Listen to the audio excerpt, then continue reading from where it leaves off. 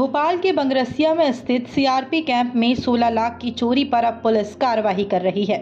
बता दें कि पीड़ित सीआरपी ऑफिसर और उनकी पत्नी 8 महीने से मिसरोद थाने के चक्कर लगा रहे हैं, जहां दावा किया जा रहा है कि छत्तीसगढ़ में पदस्थ 212 बटालियन सीआरपीएफ के एसआई मुरारी लाल यादव की बेटी ही चोर है और एफआईआर के बाद एएसआई के परिवार पर गंभीर आरोप भी लगाए गए, जिसके बाद वो लोग कैंप छोड़कर कहीं और रहने लगे। इस पूरे मामले को लेकर हमारे द्वारा खबर चलाई गई, जिसके बाद सोए हुए पुलिस कर्मियों की नींद खुली और वो कार्रवाई करने के लिए कैंप गए और सीसीटीवी फुटेज खंगालने लगे और आगे भी अब कार्रवाई की जा रही है। इसी पर देखिए हमारी रिपोर्ट। सीआरपी कैंप में 16.5 लाख की चोरी और उसके बाद पुलिस की नाकाम कोशिश। अब कहीं ना कहीं हमारे खबर का असर नजर आ रहा है, जहां पुलिस 8 महीने बाद जागी और जाकर उन्होंने सीसीटीवी खंगाले।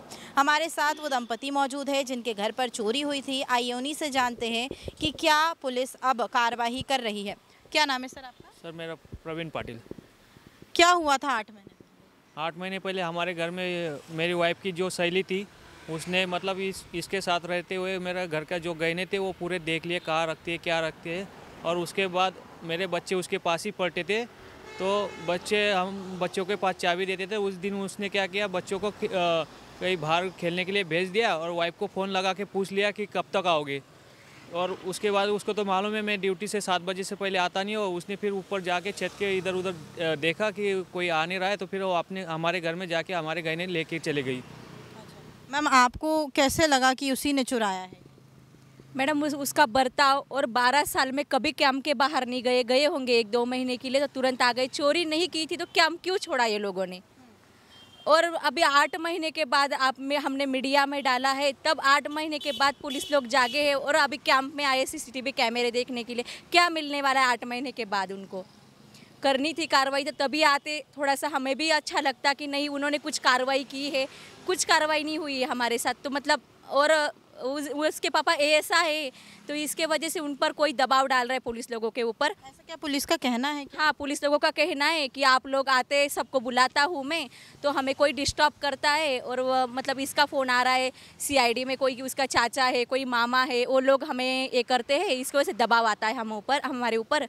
इसके वजह से केस रोका गया है आपका। अभी आप लोग पुलिस मुख्यालय आए थे, यहाँ पर क्या हुआ?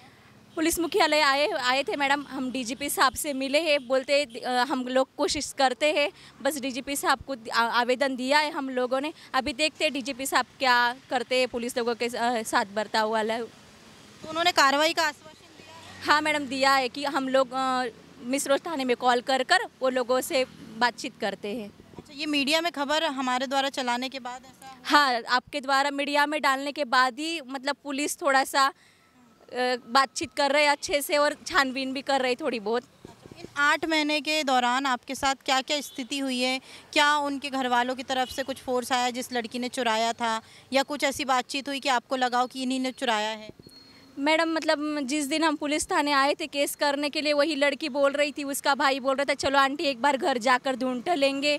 लड़की बोलती है हमने परछाई देखी थी, हिमांशी यादव और देवेश यादव, ये दोनों भाई बहन बोल रहे थे आंटी घर पर चलो एक बार देखेंगे। मुझे परछाई दिखी थी, हम लोग चले गए।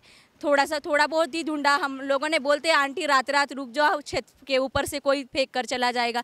फिर सुबह भाई का बर्ताव तो बहुत अच्छे से हो गया, मैं जाओ आपको जो करना है वो कर लो, क्योंकि छुपा दिया अच्छे से। उनके बहुत रिश्तेदार है यहाँ जान पहचान वाले, उन्होंने बहुत अच्छे से सपोर्ट किया है मैडम। हम लोग महाराष्ट्र के पड़ गए, हमारी तरफ से कोई सपोर्ट नहीं करने वाला था। अब आपको क्या लगता है कार्रवाई होगी डीजी साहब से आप मिलने के बाद? मालूम नहीं मैडम, अभी देखेंगे क्या कार्रवाई होती है, नहीं तो फिर अगले मंगलवार तो फिर से आना पड़ेगा डीजीपी साहब से मिलने के लिए। तो देखिए, ये वो दंपति है जिनके घर पे 16.5 लाख की चोरी हुई। उसके बाद इन्होंने पुलिस कंप्लेन की। पुलिस की तरफ से त्वरित कोई भी कार्रवाई नज़र नहीं आ रही थी। हमारे द्वारा खबर प्रकाशित करने के बाद कहीं ना कहीं पुलिस भी नींद से जागी है और सीसीटीवी फुटेज खंगाले।